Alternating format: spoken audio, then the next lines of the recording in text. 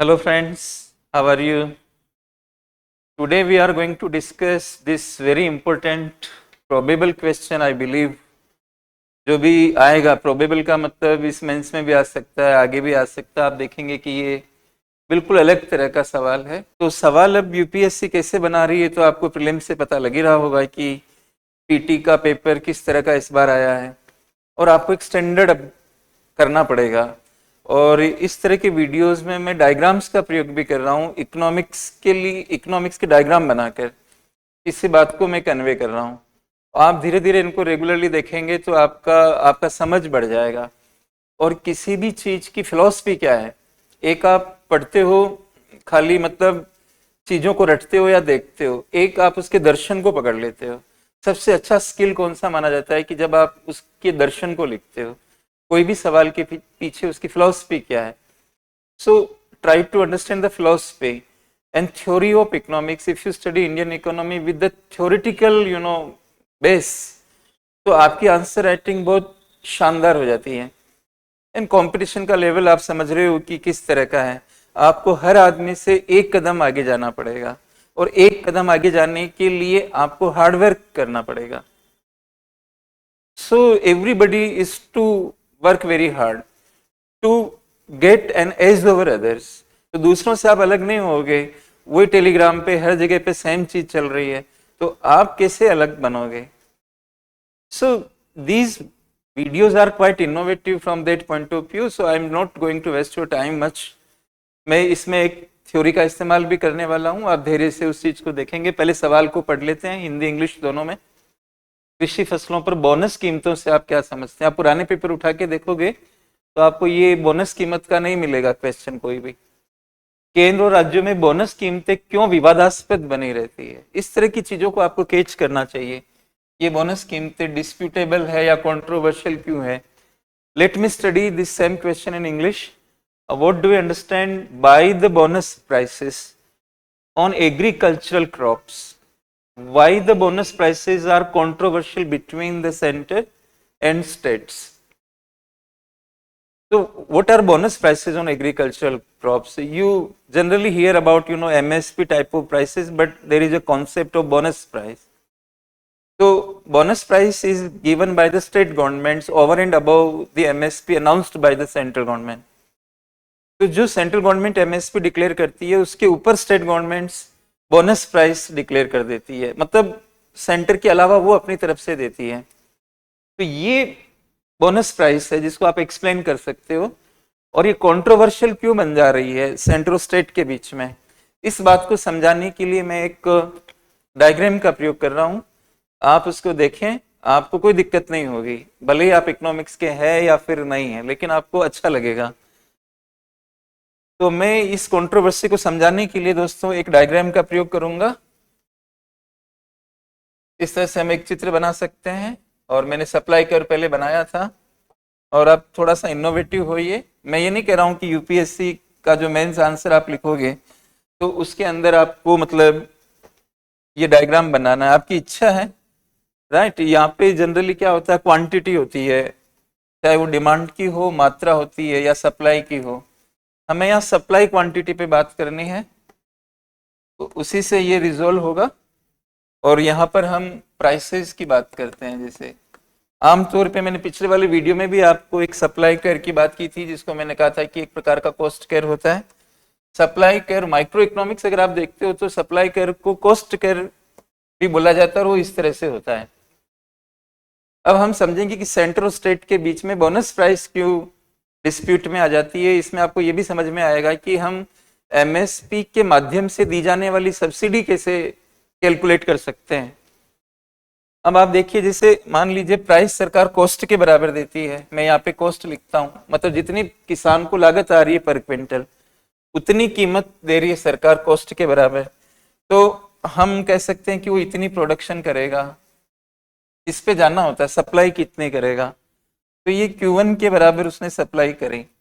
आपको पता है कि भारत में MSP जो है वो 50% कम से कम ज्यादा दी जाती है कृषि लागतों की तुलना में। और लागतों का सूत्र आपको पता होगा कि A2 + FL, ये एक लागत का पैरामीटर है। A2 + FL, इसके ऊपर कम से कम 50% सरकार देगी, ये 18-19 के बजट में ही सरकार ने बोला था, तो वो कॉस्ट को हम यहाँ मान लेते हैं।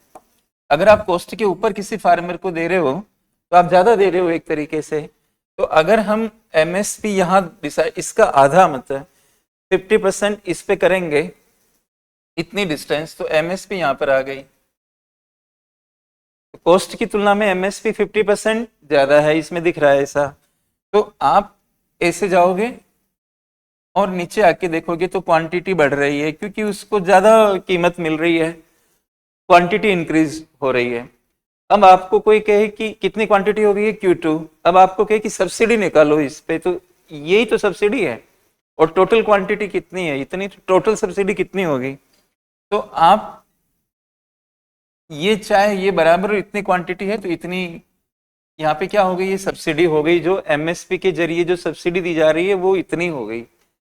WTO वगैरह इस तरह से उसको पकड़ लेते हैं कि आप कितनी सब्सिडी दे रहे हो टोटल मिला के, पर यूनिट कितना क्विंटल हो रहा है, इससे मल्टीप्लाई करोगे तो ये आयत के बराबर जो क्षेत्र आ रहा है वो सब्सिडी की वैल्यू आ जाएगी। यहां तक कोई प्रॉब्लम नहीं है, केंद्र खुद एमएसपी दे रहा है, तो वो इसमें कोई कंट्रोवर्सी की बात नहीं है। कंट्रोवर्सी है तो WTO के साथ है। अब बोनस प्राइस को हम उठा के इसमें ऐड करते हैं। बोनस प्राइस इसके ऊपर होती है, मतलब बोनस को जोड़ने के बाद ये ऊपर आ जाएगी कितना बोनस वो दे रहे हैं।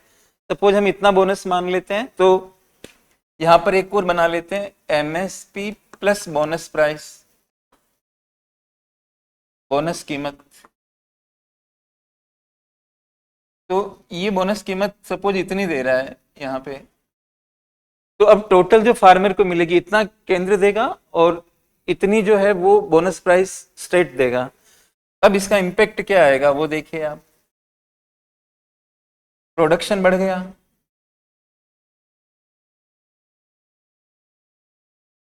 Q2 से आप जितनी देते जाओगे प्रोडक्शन बढ़ेगा, सिंपल ये कर्व आप ध्यान में रखिए।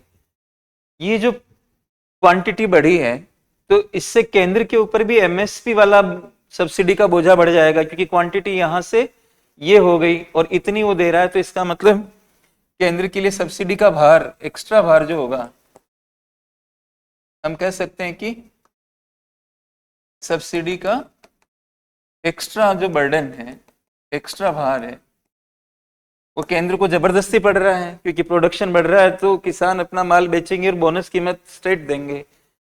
तो केंद्र नाराज होगा इस बात से, विवाद के कारण निकल के आ रहे हैं। दूसरा, प्रोडक्शन बढ़ा तो सरकार को खरीदना पड़ेगा, तो स्टोरेज की प्रॉब्लम आएगी। तो यहां से यहां ये क्वांटिटी बढ़ी तो स्टोरेज का इश्यू आएगा कि हम भंडारण कहां पे करेंगे। वैसे भी प्रकाश कारक जी ने एक बार कहा था कि भारत में चूहों की खाद्य सुरक्षा है, हम जो अनाज खरीद रहे हैं उसको भी ठीक से नहीं रख पा रहे हैं, वो आपको अच्छी तरीके से पता है। ऊपर से फिर अब इसको एक्स्ट्रा कहां पे हम स्टोर करेंगे, तो भंडारण की कॉस्ट बढ़ जाएगी, सब्सिडी की कॉस्ट बढ़ जाएगी, और फिर ज्यादा उत्पादन होने से WTO नाराज होता है। एक वीडियो में मैंने आपको बोला कि डोमेस्टिक प्रोडक्शन अगर बढ़ जाए किसी सब्सिडी से तो अंतरराष्ट्रीय व्यापार पे इसका गलत प्रभाव पड़ता है, तो WTO नाराज होगा, तो WTO रिलेटेड इश्यू इससे जनरेट हो जाएगा, डिस्प्यूट बन जाएगा उसको लेके। तो कितनी समस्याएं केंद्र के सामने आ रही है, इसका जवाब दो, स्टोरेज करो, सब्सिडी का एक्स्ट्रा बर्डन उठाओ। और एक चीज और आप मान के चलो, बहुत बढ़िया प्रश्न ये फ्यूचर के अंदर बन सकता है, और एक चीज और आप ये मान के चलो कि यहाँ पर इन्फ्लेशन भी हमारे देश में ज्यादा आएगा, क्योंकि मार्केट में गेहूं चावल वगैरह की कीमत ज्यादा हो जाएगी, क्योंकि सरकार ही ज्यादा दे रही है। तो इसका मतलब खाद्य मुद्रास्फीति का पॉइंट भी इसमें रेज होगा, फूड इन्फ्लेशन।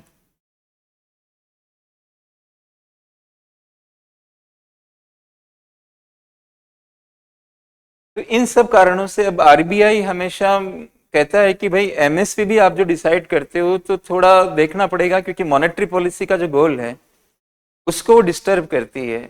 और ये सब जो कीमतें वगैरह है, सब्सिडियां किस में आती है, राजकोषीय नीति में, और RBI बनाता है मौद्रिक नीति। और भारत में मौद्रिक नीति का गोल क्या है, मतलब कि हम कीमत स्थिरीकरण करें, अच्छी ग्रोथ हो, फुल एम्प्लॉयमेंट की तरफ जाएं और साथ में प्राइस स्टेबल रहे। लेकिन ये तो कीमतें बढ़ेगी इसकी वजह से। खाद्य सुरक्षा से भी इसका कनेक्शन, अगर खाद्य पदार्थ महंगे होंगे तो न्यूट्रिशनल सिक्योरिटीज पर उसका नेगेटिव असर पड़ेगा। तो इस तरह से आप कंट्रोवर्सी की वजह समझा सकते हैं। तो इस तरह से आप इनोवेटिव बनने का प्रयास करें, थोड़ी सी क्वालिटी को बर्दाश्त करें और उस पर ध्यान देंगे तो आपको फायदा मिलेगा। और इस तरह की किताबें इस तरह की चीजें 1-to-1 बुक्स में नहीं है, आपको थोड़ी सी इस पर प्रयास करने पड़ेंगे। थैंक यू वेरी मच, फिर मिलते हैं अगले वीडियो में।